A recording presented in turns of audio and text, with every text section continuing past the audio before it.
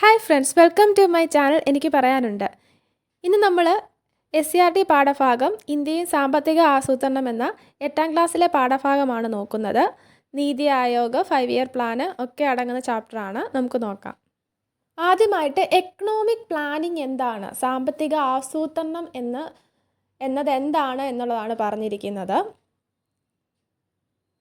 നമുക്ക് ലഭ്യമായ വിഭവങ്ങൾ ഉപയോഗപ്പെടുത്തി സമൂഹത്തിൻ്റെ പ്രധാന സാമ്പത്തിക ലക്ഷ്യങ്ങൾ നേടാൻ നടത്തുന്ന മുന്നൊരുക്കത്തെയാണ് നമ്മൾ സാമ്പത്തിക ആസൂത്രണം എന്ന് പറയുന്നത്.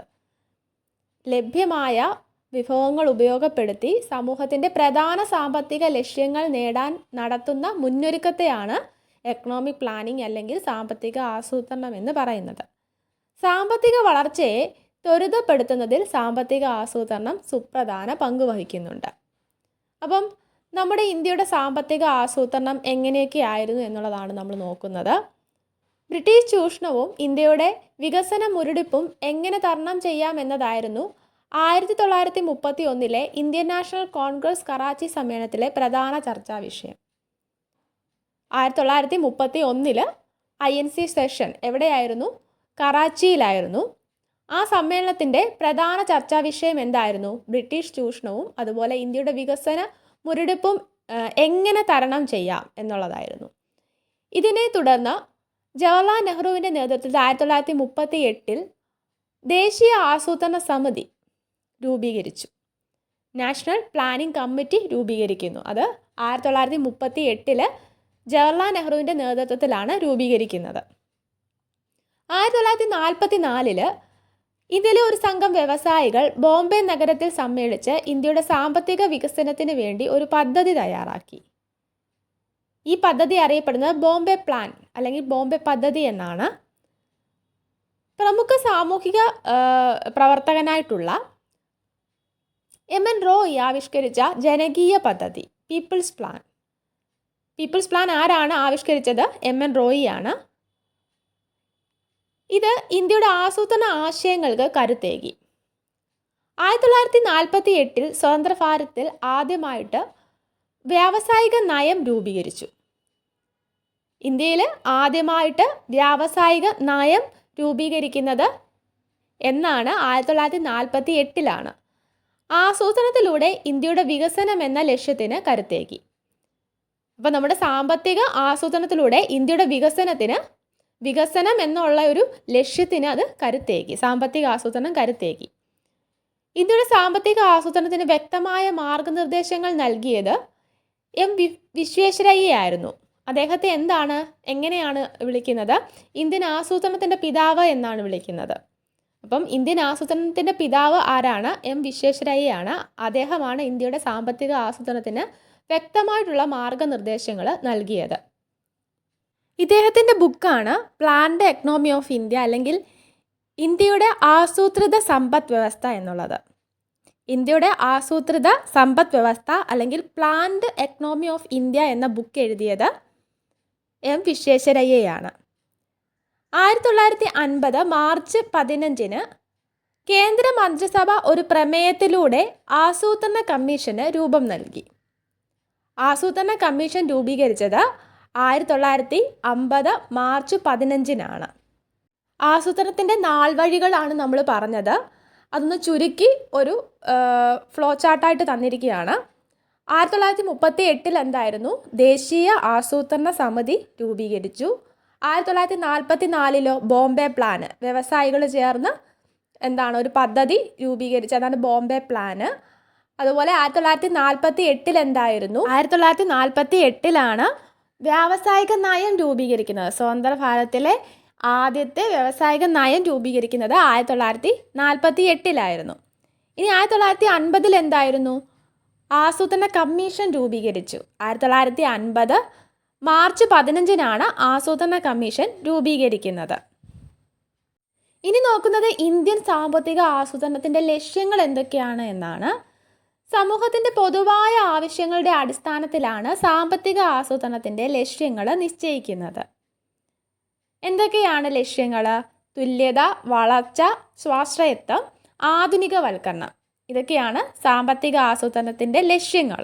അപ്പോൾ അത് എന്തൊക്കെയാണ് എന്നുള്ളത് നമുക്ക് ഡീറ്റെയിൽഡ് ആയിട്ട് നോക്കാം.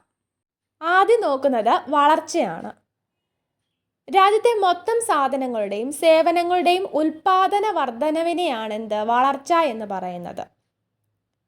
സമ്പദ്ഘടനയിലെ പ്രാഥമികം, ദ്വിതീയം, തൃതീയം എന്നീ മേഖലകളെക്കുറിച്ച് നമ്മൾ പഠിച്ചു. പ്രാഥമിക മേഖലയിൽ എന്തൊക്കെയാണ് ഉൾപ്പെടുന്നത്, അതുപോലെ ദ്വിതീയ മേഖലയിൽ എന്തൊക്കെയാണ്, തൃതീയ മേഖലയിൽ എന്തൊക്കെയാണ് വരുന്നത് എന്ന് നമ്മൾ പഠിച്ചു. ഈ മേഖലകളിലെ ഉൽപാദന വർധനവിൻ്റെ അടിസ്ഥാനത്തിലാണ് വളർച്ച കണക്കാക്കുന്നത്. ഈ മേഖലകളിലൊക്കെയുള്ള ഉൽപാദന വർധനവിൻ്റെ അടിസ്ഥാനത്തിലാണ് വളർച്ച കണക്കാക്കുന്നത്.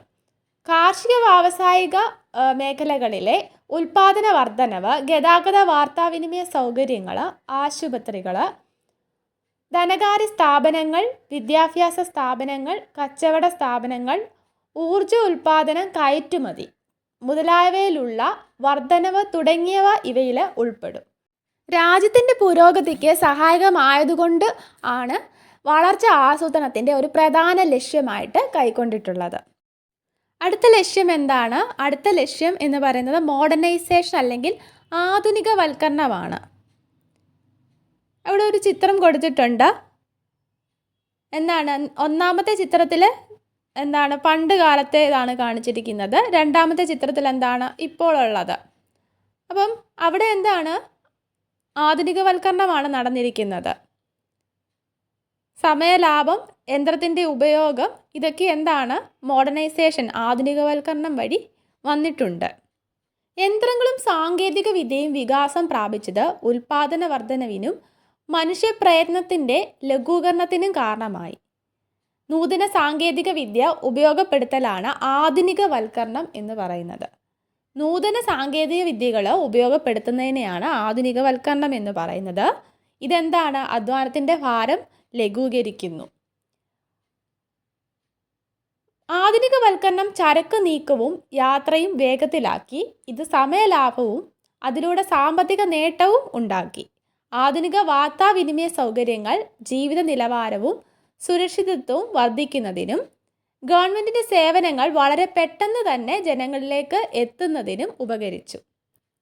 ആധുനികവൽക്കരണം നൂതന സാങ്കേതിക വിദ്യയുടെ പ്രയോജനപ്പെടുത്തൽ മാത്രമല്ല, സമൂഹത്തിൻ്റെ കാഴ്ചപ്പാടിലുള്ള മാറ്റം കൂടിയാണ്. സ്ത്രീകളുടെ അവകാശ സംരക്ഷണം, സാമൂഹ്യ സുരക്ഷിതത്വം, പുതിയ സാമൂഹിക മാറ്റങ്ങൾ തുടങ്ങിയവയും ആധുനികവൽക്കരണത്തിൻ്റെ ഭാഗമാണ്. ഇനി നമ്മൾ നോക്കുന്നത്, അപ്പം ആധുനികവൽക്കരണം എന്ന് പറയുന്നത് സാമ്പത്തിക സാമ്പത്തിക ആസൂത്രണത്തിൻ്റെ ഒരു ലക്ഷ്യത്തിൽ പെടുന്നതാണ്. ഇനി നമ്മൾ നോക്കുന്നത് സ്വാശ്രയത്വമാണ്, സെൽഫ് റിലയൻസ്. ചെറിയ തോതിലെങ്കിലും നമ്മൾ കൃഷി ചെയ്യാറുണ്ട്. അങ്ങനെ കൃഷി ചെയ്യുന്നവർക്ക് പച്ചക്കറിയുടെ കാര്യത്തിൽ മറ്റുള്ളവരെ കൂടുതലായിട്ട് ആശ്രയിക്കേണ്ടി വരത്തില്ല. സാമ്പത്തിക ലാഭവും മനുഷ്യ വിഭവശേഷിയുടെ പ്രയോജനപ്പെടുത്തലും ഇതിലൂടെ സാധ്യമാകും. സ്വാതന്ത്ര്യം ലഭിക്കുമ്പോൾ നമ്മുടെ രാജ്യത്തിൻ്റെ ഭക്ഷ്യധാന്യ ഉൽപ്പാദനത്തിൻ്റെ അവസ്ഥ എന്ന് പറയുന്നത് വളരെ ദയനീയമായിരുന്നു. ഭക്ഷ്യധാന്യങ്ങൾക്ക് ആയിട്ടുള്ള വിദേശ ആശ്രയത്വം എന്ന് പറയുന്നത് കൂടുതൽ ദാരിദ്ര്യത്തിന് കാരണമായി. ലഭ്യമായ വിഭവങ്ങൾ ഉപയോഗിച്ച് ഇന്ത്യയുടെ മാനവശേഷി പ്രയോജനപ്പെടുത്തി കൃഷിയിലും വ്യവസായത്തിലും സേവന മേഖലയിലും സ്വയം പര്യാപ്തത നേടാനും വിദേശ ആശ്രയത്വം ഇല്ലാതാക്കാനുമായിട്ടാണ് സ്വാശ്രയത്വം ലക്ഷ്യമിടുന്നത്. അപ്പം സ്വാശ്രയത്വം ലക്ഷ്യമിടുന്നത് ലഭ്യമായിട്ടുള്ള വിഭവങ്ങൾ ഉപയോഗിച്ചിട്ട് ഇന്ത്യയുടെ മാനവശേഷി പ്രയോജനപ്പെടുത്തി കൃഷിയിലും വ്യവസായത്തിലും സേവന മേഖലയിലും സ്വയം പര്യാപ്തത നേടുക എന്നുള്ളതാണ്. അതുപോലെ വിദേശ ആശ്രയത്വം ഇല്ലാതാക്കാനുമാണ്. അടിസ്ഥാന വ്യവസായങ്ങൾ, ഊർജ ഉൽപ്പാദനം എന്നിവയിലെ സ്വയം പര്യാപ്തത രാജ്യത്തെ സാമ്പത്തിക വളർച്ചയ്ക്കും സഹായകമാക്കും. അടുത്തത് നമ്മൾ നോക്കുന്നത് തുല്യതയാണ്. ഇന്ത്യയിലെ എല്ലാ പൗരന്മാർക്കും അടിസ്ഥാന ആവശ്യങ്ങളായിട്ടുള്ള ആഹാരം, വസ്ത്രം, പാർപ്പിടം, വിദ്യാഭ്യാസം, കുടിവെള്ളം, ആരോഗ്യരക്ഷ തുടങ്ങിയവ നിറവേറുകയും സമ്പത്തിൻ്റെ നീതിപൂർവമായിട്ടുള്ള വിതരണം സാധ്യമാവുകയും ചെയ്യുക എന്നതാണ് തുല്യതയുടെ ലക്ഷ്യം. വളർച്ചയും ആധുനികവൽക്കരണവും സ്വാശ്രയത്വവും പൂർണ്ണമായിട്ടും ജനങ്ങൾക്ക് പ്രയോജനപ്പെടുത്തണമെങ്കിൽ തുല്യത ഉറപ്പാക്കേണ്ടത് അനിവാര്യമാണ്. ഇനി നമ്മൾ നോക്കുന്നത് ആസൂത്രണ കമ്മീഷനും പഞ്ചവത്സര പദ്ധതികളുമാണ്. ഒരു പ്രധാനപ്പെട്ട ഭാഗമാണ് ആസൂത്രണ കമ്മീഷനും പഞ്ചവത്സര പദ്ധതികളും എന്ന് പറയുന്നത്. നാം ചർച്ച ചെയ്ത ലക്ഷ്യങ്ങൾ എന്തൊക്കെയായിരുന്നു? ലക്ഷ്യങ്ങൾ വളർച്ച, അതുപോലെ ആധുനികവൽക്കരണം, സ്വാശ്രയത്വം, തുല്യത. ഇതൊക്കെ ഫലപ്രാപ്തിയിൽ എത്തിക്കുന്നതിനുള്ള പദ്ധതികൾ തയ്യാറാക്കുന്നതിന് വേണ്ടി 1950 മാർച്ച് 15 കേന്ദ്ര മന്ത്രിസഭ ഒരു പ്രമേയത്തിലൂടെ ആസൂത്രണ കമ്മീഷന് രൂപം നൽകി. അപ്പം ആസൂത്രണ കമ്മീഷൻ രൂപീകരിച്ചത് എന്നാണ് 1950 മാർച്ച് 15 പ്രധാനമന്ത്രി അധ്യക്ഷനും ഒരു മുഴുവൻ സമയ ഉപാധ്യക്ഷനും കേന്ദ്ര ക്യാബിനറ്റ് നിയമിക്കുന്ന കമ്മീഷൻ അംഗങ്ങളും ചേരുന്ന സമിതിയായിരുന്നു ആസൂത്രണ കമ്മീഷൻ. അപ്പോൾ ആസൂത്രണ കമ്മീഷനിൽ ആരൊക്കെയാണ് ഉൾപ്പെടുന്നത്? അധ്യക്ഷൻ ആരാണ്? പ്രധാനമന്ത്രിയാണ്. പിന്നെന്താണ്? ഒരു മുഴുവൻ സമയ ഉപാധ്യക്ഷൻ കാണും. അതുപോലെ കേന്ദ്ര ക്യാബിനറ്റ് നിയമിക്കുന്ന കമ്മീഷൻ അംഗങ്ങൾ. ഇത്രയും ചേരുന്നതാണ് ആസൂത്രണ കമ്മീഷൻ. സോവിയറ്റ് യൂണിയനിൽ നടപ്പാക്കിയിട്ടുള്ള ദേശീയ ആസൂത്രണത്തിൻ്റെ മാതൃകയാണ് ഇന്ത്യ സ്വീകരിച്ചത്. ഇന്ത്യൻ ജനാധിപത്യത്തിനും മിശ്ര സമ്പദ് വ്യവസ്ഥയ്ക്കും അനുസരിച്ചുള്ള മാറ്റങ്ങൾ വരുത്തി നടപ്പിലാക്കാനാണ് ആസൂത്രണ കമ്മീഷൻ തീരുമാനിച്ചത്. പഞ്ചവത്സര പദ്ധതികളായിട്ടാണ് ആസൂത്രണ കമ്മീഷൻ പദ്ധതികൾ വിഭാവനം ചെയ്തത്. ഒരു പ്രത്യേക മേഖലയ്ക്ക് മുൻഗണന നൽകി 5 വർഷം കൊണ്ട് ലക്ഷ്യം നേടുക എന്നതാണ് പഞ്ചവത്സര പദ്ധതികളുടെ ഉദ്ദേശം. ജവഹർലാൽ നെഹ്റുവിൻ്റെ ഒരു കോഴ്സാണ് കൊടുത്തിരിക്കുന്നത്. അണക്കെട്ടുകൾ ഇന്ത്യയുടെ വികസനത്തിൻ്റെ മഹാക്ഷേത്രങ്ങളാണ്. അപ്പം അത് പറഞ്ഞത് ജവഹർലാൽ നെഹ്റു ആണ്. അണക്കെട്ടുകൾ ഇന്ത്യയുടെ വികസനത്തിൻ്റെ മഹാക്ഷേത്രങ്ങളാണ്.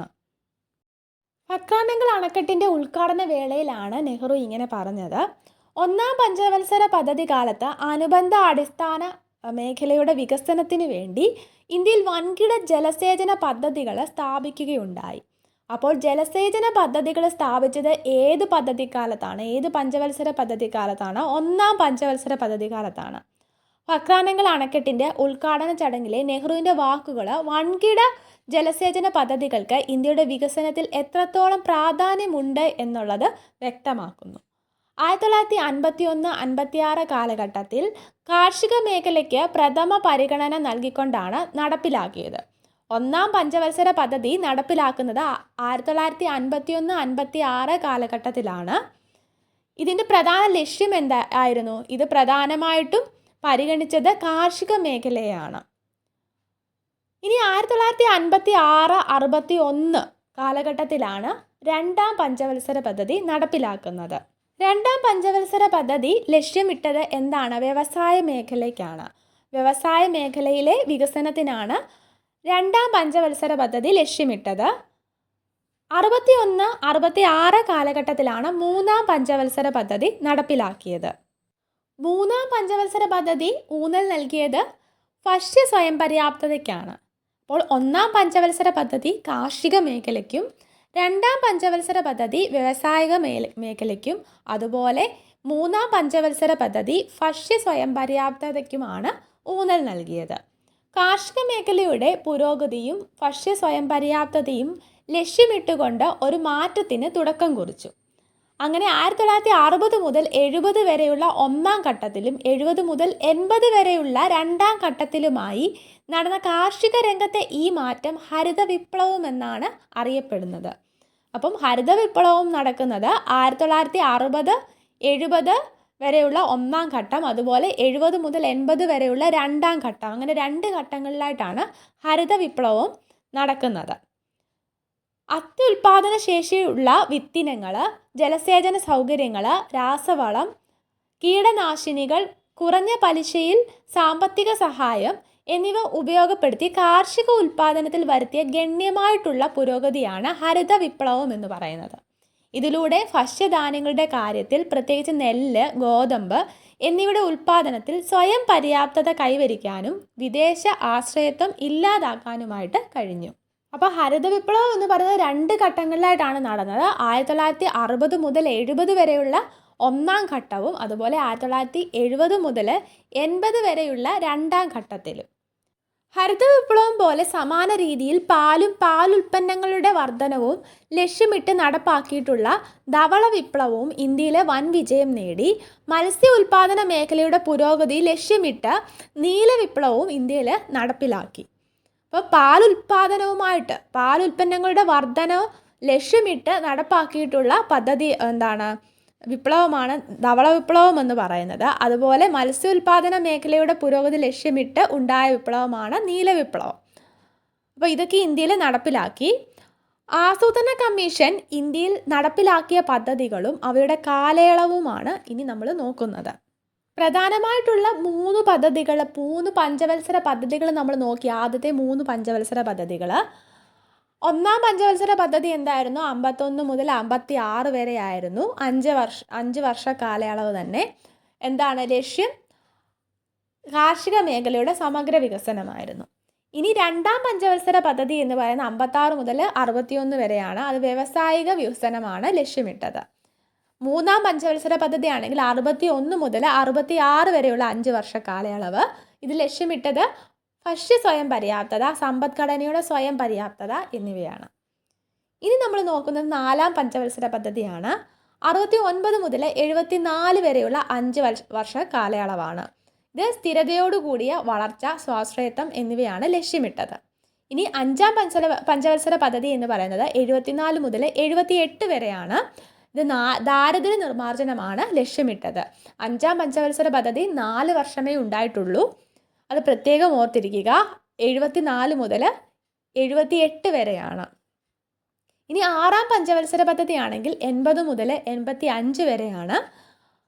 കാർഷിക വ്യവസായിക മേഖലകളുടെ അടിസ്ഥാന സൗകര്യങ്ങൾ മെച്ചപ്പെടുത്തലാണ് ഇതിൻ്റെ ലക്ഷ്യം എന്ന് പറയുന്നത്. അപ്പോൾ അഞ്ചാം പഞ്ചവത്സര പദ്ധതിയുടെ ലക്ഷ്യം ദാരിദ്ര്യ നിർമ്മാർജ്ജനമായിരുന്നു. അത് 4 വർഷ കാലയളവാണ്. PSC ചോദിച്ചിട്ടുള്ളതാണ്. ഇനി 80 മുതൽ 85 വരെയായിരുന്നു ആറാം പഞ്ചവത്സര പദ്ധതി നടപ്പാക്കിയത്. ഇതിൻ്റെ ലക്ഷ്യം എന്തായിരുന്നു? കാർഷിക വ്യാവസായിക മേഖലകളുടെ അടിസ്ഥാന സൗകര്യങ്ങൾ മെച്ചപ്പെടുത്തൽ എന്നുള്ളതാണ്.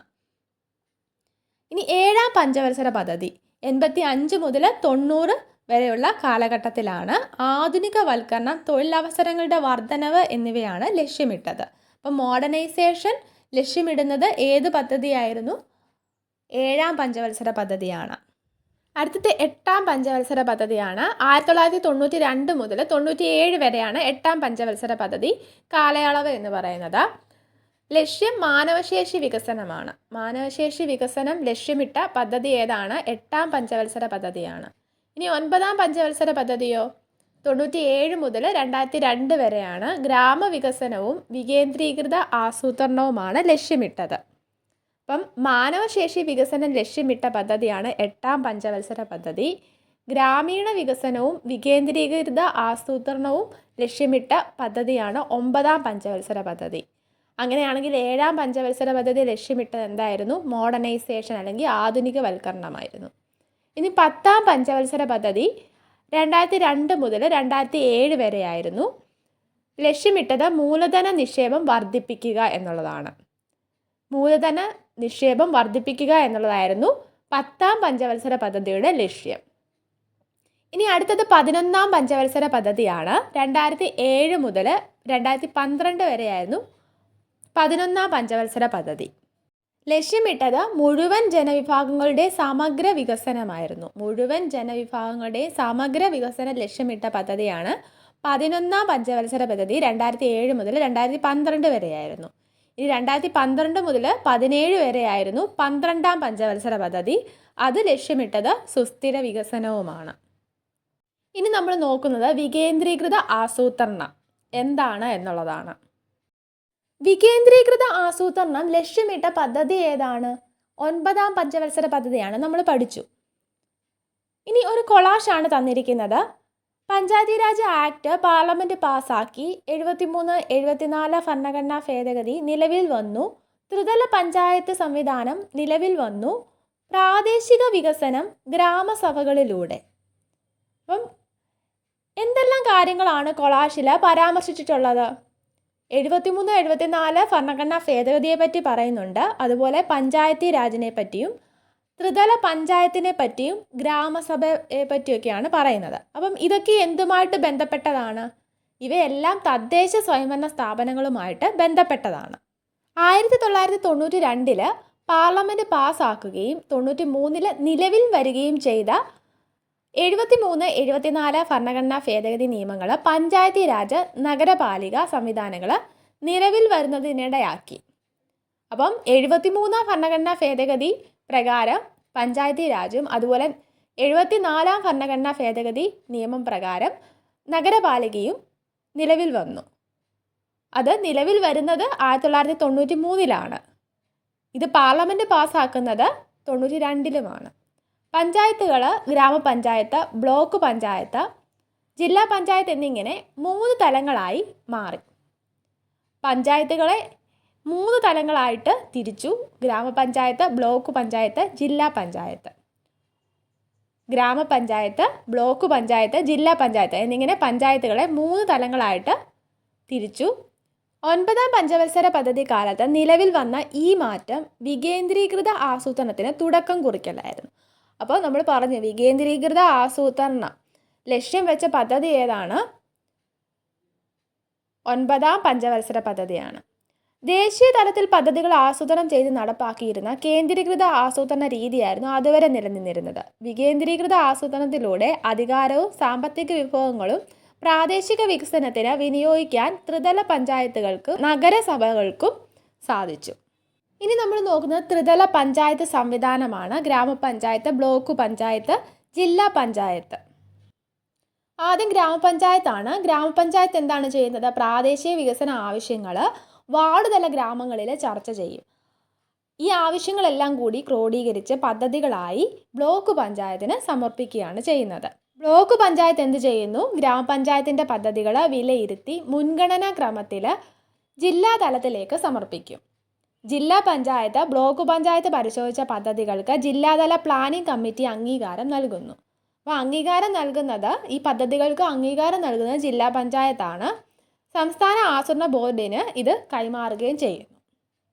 പ്ലാനിംഗ് കമ്മീഷനെ പറ്റിയും അതുപോലെ 5 ഇയർ പ്ലാനുകളുമാണ് നോക്കിയത്.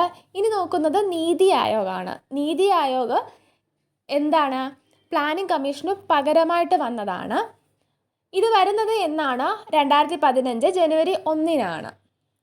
നീതി ആയോഗിൻ്റെ ഫുൾ ഫോം എന്താണ്? National institution for transforming India എന്നുള്ളതാണ്. ഇതിൻ്റെ ഘടന എന്ന് പറയുന്നത് പ്ലാനിംഗ് കമ്മീഷനിലെ പോലെ തന്നെ അധ്യക്ഷൻ എന്ന് പറയുന്നത് പ്രധാനമന്ത്രിയാണ്. ഭരണസമിതിയിൽ എല്ലാ മുഖ്യമന്ത്രിമാരും കേന്ദ്രഭരണ പ്രദേശങ്ങളിലെ ലഫ്റ്റനന്റ് ഗവർണർമാരും പ്രധാനമന്ത്രി നിയോഗിക്കുന്ന ഉപാധ്യക്ഷനും സ്ഥിര അംഗങ്ങളും ഉണ്ട്. ഭരണസമിതിയിലെ എല്ലാ മുഖ്യമന്ത്രിമാർ, കേന്ദ്രഭരണ പ്രദേശങ്ങളിലെ ലഫ്റ്റനന്റ് ഗവർണർമാർ, പ്രധാനമന്ത്രി നിയോഗിക്കുന്ന ഉപാധ്യക്ഷനും സ്ഥിര അംഗങ്ങളുമുണ്ട്. പിന്നെന്താണ്? 2 പാർട്ട് ടൈം അംഗങ്ങൾ, 4 അനൗദ്യോഗിക അംഗങ്ങൾ, ചീഫ് എക്സിക്യൂട്ടീവ് ഓഫീസറും ഇതിൽ ഉൾപ്പെടും. പ്രധാന സർവകലാശാലകളിലും ഗവേഷണ സ്ഥാപനങ്ങളിലും ഉള്ളവരെയാണ് താൽക്കാലിക അംഗങ്ങളായിട്ട് എടുക്കുക. പ്രധാനമന്ത്രി നിയോഗിക്കുന്ന 4 കേന്ദ്രമന്ത്രിമാരാണ് അനൗദ്യോഗിക അംഗങ്ങളായിട്ട് പ്രവർത്തിക്കുകയും ചെയ്യുന്നത്.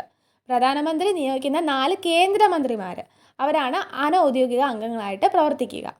ചീഫ് എക്സിക്യൂട്ടീവ് ഓഫീസറെ പ്രധാനമന്ത്രിയാണ് നിയമിക്കുന്നത്. അപ്പം ഇതിൻ്റെ ഘടന എന്ന് പറയുന്നത് അധ്യക്ഷനായിട്ട് പ്രധാനമന്ത്രി ഉണ്ടാകും. ഭരണസമിതിയിൽ എല്ലാ മുഖ്യമന്ത്രിമാരും അതുപോലെ കേന്ദ്ര ഭരണ പ്രദേശങ്ങളിലെ ലഫ്റ്റനന്റ് ഗവർണർമാരും പ്രധാനമന്ത്രി നിയോഗിക്കുന്ന ഉപാധ്യക്ഷനും സ്ഥിര അംഗങ്ങളുമുണ്ട്. 2 പാർട്ട് ടൈം അംഗങ്ങളും അതുപോലെ 4 അനൗദ്യോഗിക അംഗങ്ങളും ചീഫ് എക്സിക്യൂട്ടീവ് ഓഫീസറും അടങ്ങിയതാണ് ഇതിൻ്റെ ഘടന എന്ന് പറയുന്നത്. ഇനി നോക്കുന്നത് നീതി ആയോഗിൻ്റെ ലക്ഷ്യങ്ങൾ എന്തൊക്കെയാണ് എന്നുള്ളതാണ്. വ്യവസായ സേവന മേഖലകളിൽ സർക്കാർ പങ്കാളിത്തം കുറയ്ക്കുക. കാർഷിക മേഖലയെ മിശ്ര കാർഷിക ഉൽപ്പാദനത്തിലൂടെ പുരോഗതിയിലേക്ക് എത്തിക്കുക.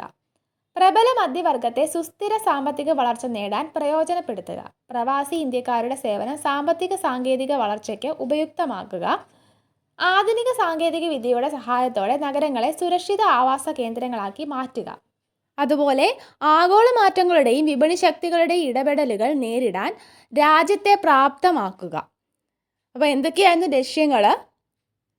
സർക്കാർ പങ്കാളിത്തം കുറയ്ക്കുക. എവിടെയാണ്? വ്യവസായിക സേവന മേഖലകളിൽ സർക്കാർ പങ്കാളിത്തം കുറയ്ക്കുക. അതുപോലെ മിശ്ര കാർഷിക വ്യവസ്ഥയിലൂടെ നമ്മുടെ കാർഷിക മേഖലയെ പുരോഗതിയിലേക്ക് എത്തിക്കുക. പ്രബല മധ്യവർഗത്തെ സുസ്ഥിര സാമ്പത്തിക വളർച്ച നേടാൻ പ്രയോജനപ്പെടുത്തുക. മധ്യവർഗത്തെ പ്രയോജനപ്പെടുത്തുക.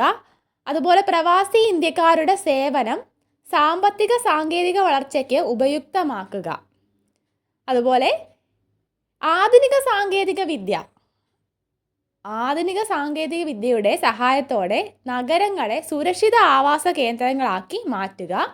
ആഗോള മാറ്റങ്ങളുടെയും വിപണി ശക്തികളുടെയും ഇടപെടലുകൾ നേരിടാൻ രാജ്യത്തെ പ്രാപ്തമാക്കുക. അപ്പോൾ ഇത്രയുമാണ് ലക്ഷ്യങ്ങൾ. അപ്പം നമ്മൾ എക്കണോമിക്സ് 8ാം ക്ലാസ് ആണ് ഇന്ന് നോക്കിയത്. ഇനി 9ഉം 10ഉം ഉണ്ട്. അതും കൂടെ കഴിഞ്ഞാൽ എക്കണോമിക്സിൻ്റെ ക്ലാസ് പൂർത്തിയാകും. വീഡിയോ ഉപകാരപ്പെട്ടെങ്കിൽ ലൈക്ക് ചെയ്യുക, ഷെയർ ചെയ്യുക. Thanks for watching.